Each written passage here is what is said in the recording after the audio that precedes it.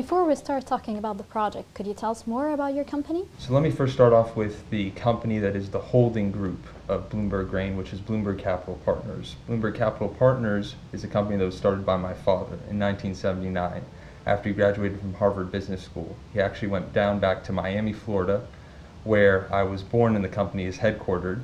But he started and got into general contracting. You know, many of his cohorts and colleagues out of Harvard Business School got into the financial services business, but my father decided to get his hands dirty back in Florida, back in South Florida specifically, where we're from, and developing houses, many of the communities that you see in South Florida now.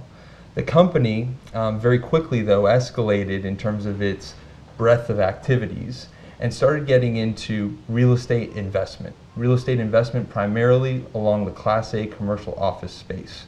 My father, at the age of 35, 36, was probably the youngest fund manager in the industry, investing funds on behalf of institutions, foundations, pensions, and then some high net worth individuals. The company was investing primarily in the office space market and did very well. Did very well all through the 70s, 80s, 90s, and early 2000s. The company had about an 18% average annual return to our investors, never a losing year. And that was due to some of the conservative investment strategies that the company had. For example, we would never buy buildings above replacement costs. So we tracked what the value of the actual construction elements were for that building. At the end of the day, what is a building really than a floating barge of commodities? Glass, copper, nickel, steel, etc. So we had a desk that tracked those activities in the commodities markets. And that was one of our conservative investment philosophies. Another thing we did is we never over-levered. We didn't take out large bank loans in order to buy properties, unlike some of our competitors who were buying properties, for example, with 90% leverage. And you saw that happening in the real estate industry all during the 2000s, and into 2006 was really the peak of the borrowing incident. Fortunately, our company, and my father specifically, saw a cliff on the horizon of the real estate industry. And in 2006, towards the end of 2006, he made some statements in the Wall Street Journal and other publications saying that we were going to start divesting some of these assets. The company started selling off many of the properties that we owned all across the United States and returning money back to our investors. Our investors were very happy because they were realizing very high returns, but they were incredibly happy when in 2008 the market crashed and they had received all of their money back, plus 21%. So it was a very, very strong move by the company and put us into a position where we were able to start diversifying in 2008 when others were running away and trying to figure out how to re-strategize. We were in a position to start diversifying into other industries. Because of our expertise in the commodities sector vis-a-vis the tracking of the materials and elements that go into real estate construction, we had a desk that knew that area very well. We brought on one of the heads of the commodities desk at Citibank to actually launch a commodities-based institutional investment fund. That fund would invest in brick and mortar commodities-based projects. And I tell you this because I'm trying to get to the evolution of Blumberg Grain. You may say, what is a company that is well known in the real estate industry doing in food safety and security? Exactly. But it actually happened during a trip to India, which occurred in 2010. The company was there for the commodities fund looking at a solar field investment in India. And the solar field, really just by coincidence, was paired to a grain storage facility. In India, they call them go-downs. And these grain storage facilities were packed to the brim with wheat, and there were piles of wheat on the outside. And it seemed like they were just really in high demand at that point in time. The harvest was coming in, farmers were having a very strong season, but they didn't have anywhere to put it, so the facilities were at overcapacity, and unfortunately, it was during the monsoon season. Rain came over the evening and washed all of the wheat into the streets. Rodents, cows, etc. were eating at it. It was rotting in the streets. In the meantime, the necessity to transport wheat all across the country was incredibly high, and people were complaining about the price of the product, while at the same time you're having exorbitant amounts of waste. This was the first time our company came face to face with this issue of post-harvest losses. Tell us more about the cooperation between your company and the Egyptian government. I should say that I've spent a great deal of time here in Egypt, across many different governments actually. I've spent about 120 days in this hotel alone over the past 3 years. And the one thing that I'm very, very adamant about and have seen in the recent weeks is a very strong shift in terms of the amount of energy and enthusiasm in the government here in Egypt. And I have to credit specifically Minister Hanafi within the Ministry of Supply for an incredible job and incredible effort in terms of trying to create proactive change. The project that you're talking about is a project that is actually being developed by the Ministry of Supply. And the goal and vision for this project speaks to a lot of the items I talked about earlier.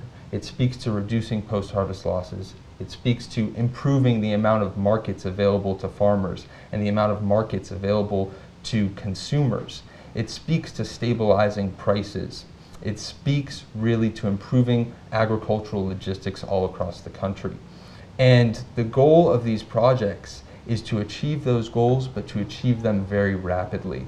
And what I've seen within this new government is that there's an ability to act very quickly and a desire to get things done in not a matter of years, but a matter of months. So they've come and they've approached the best in the industry. We are the leading food safety and security providers across the globe, and they've said we need to help our people in terms of our agricultural value chains. So we're looking at two specific types of projects here in Egypt. One project is to develop aggregation centers for the wheat harvest that occurs locally here in Egypt. There is a good amount of wheat production that occurs along the Nile Delta and other areas in the country. But what needs to happen is the government and other sector players need to be able to capture that product and put it into storage so that it doesn't get lost along that value chain. Have you estimated the quantity of loss of seeds and wheat in Egypt? First and foremost, they looked at the entire agricultural sector, and they said, if you take the basket of the top, let's say 10, 12 commodities that are traded here in Egypt, and you look at the loss rates of those commodities, we see that about $4 billion worth of agricultural product is lost per year. That's just a travesty. But it's also not as bad as some other countries that we work in, like Nigeria, like the DRC. But it is still a huge issue. What is the approximate cost of this project? So the cost of the project depend upon the finalization of the specifications that we're working through right now. But what I can tell you is that the amount of storage that we're looking at right now would qualify probably the largest horizontal storage development in the country. It would be a very large undertaking, and the exact cost I cannot reveal at this moment. But I can say that our company would work with the government and with local contractors here in Egypt to make this happen very, very quickly. You know, we have a directive from the Ministry of Supply to see very quick action, and our products have been designed to be implemented in a matter of weeks or months rather than a matter of years. So this is a storage place, not a solace. Yes, right? Exactly. We're creating horizontal storage systems. Our company, when we started off, we said, let's design systems that revolve around really the best prefabricated steel warehousing that the industry has to offer. Our warehouses, just to give you an example, come with specialized coatings and primers that reflect about 60% of the sun's heat. They come with different coatings that create long-lasting product, 50-year lifespans. There are foam closure strips in between each panel that enable a sealed, airtight environment. And we have the ability to erect these facilities, like I said, in a matter of days. One 600 square meter facility can actually be put up in 3 days. We have a record in the industry for speed of erection. And that's important when you're talking about getting product up before the next harvest season. You don't want to miss a harvest cycle or else you get all that loss again. So our systems are very unique and they all revolve around these horizontal facilities as I spoke to. Where will the storage places take place? Next to the farmers, in every governor's? Okay, so for the wheat aggregation centers that we talked about, the grain aggregation centers, the focus is actually going to be on locally harvested wheat. So the goal is to locate those facilities closer in the areas of production so that farmers can come directly to the facility and deposit their crop, whether it be on trucks, carts, anything of that nature. Those facilities would be within the farming regions. Will those storage places be enough to stock all the strategic stock in Egypt of the wheat? The strategic stock of wheat in Egypt has to do with two things. It has to do with both imported wheat and domestic wheat. Okay. When you look at the value chains coming abroad into Egypt, you see that there's a large capacity of silos available to the government to store a lot of that imported wheat. There's actually a large project going on right now to improve those value chains. Will you contract with the Egyptian government about building those storage places here or selling them to us? What we're doing right now is we're looking at actually deploying our units through a project that the Ministry of Supply is sponsoring. Those products would come from Houston, Texas. All our technology is made in the United States, highest levels of technology, and shipped over in 40-foot cargo containers. We can do that very, very quickly because we have huge production centers in the U.S. But what I'd like to talk about, and this is something that we've been exploring for the past year or so, is the opportunity for our company to develop a fabrication facility, a manufacturing plant in the MENA region to be closer to our target customers. So rather than shipping our product from Houston here to Egypt or to Morocco or to Senegal or to Nigeria, we would have a production center here in the region. We're actually looking at production centers all across the globe, whether it's South America, whether it's Eastern Africa, whether it's the MENA region. For the MENA region specifically, we've been looking here in Egypt to potentially site a development. Now, to give you a sense of what this development would be, we would create a manufacturing facility in MENA to develop all Blumberg grain products. It would be the largest food security fabrication facility in the world. It would employ 1,000 people, 1,000 local Egyptians across the lines of the plant. It would have a training facility to give our employees the skills they need to advance through the production process. And it would have opportunities for advancement. The hub, or the manufacturing plant, would also have a number of services on site for our employees, because a happy employee is a productive employee.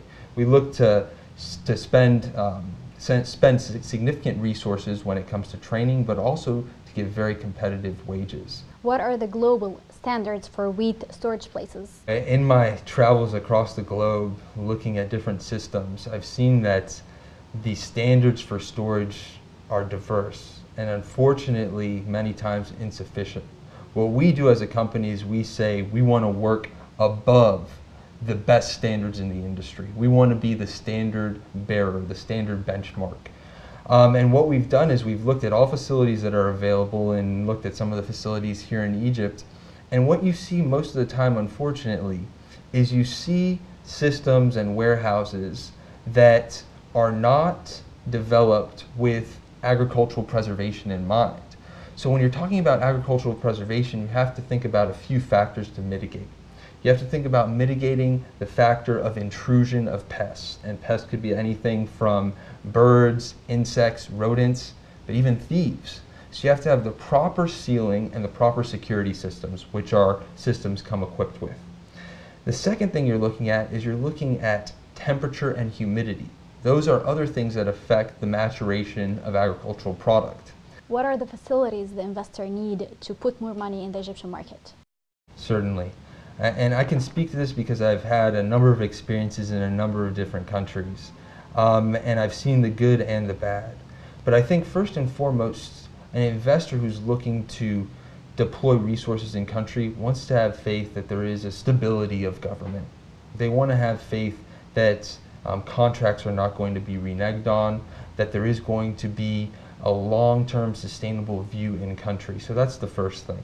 The second thing that we look for is organization within the government, if you're talking about facilities that the government can provide, and organization within investment promotion centers. And I have to say that the Ministry of Investment here has been very proactive in trying to help us determine where we could site this investment, for example. It's actually you're waiting for your finalizing to finish up this contract. Certainly. We're working through some of the nitty-gritty technical specifications of the systems that we're developing. And we're working with some very impressive government entities here in Egypt that know this business, know this technology, and have strong opinions about what is best for the people here. And we're informed by those opinions. So it's a collaborative process, working with groups, for example, the Egyptian Holding Company for Silos and Storage. The Egyptian engineer will have a part in this project? Yes, Egyptian engineers, Egyptian contractors, Egyptian laborers, civil engineering, for example. You mentioned the engineers because, you know, climates are different, foundations are different, soil types are different. And so we have to collaborate with the local community. Teach the farmers and the governor peoples how to use them and how to adapt. Very important, and a strong distinction between our company and others who sometimes just develop a system and run away. We have specialized training programs for the managers of our systems to ensure that once the facility is up and running, it's not a white elephant. The worst thing that could happen for the country and for our company personally is if our systems aren't utilized to the extent they can be. So we go through training programs and we customize those training programs depending on the type of customer. Thank you, David. Thank you.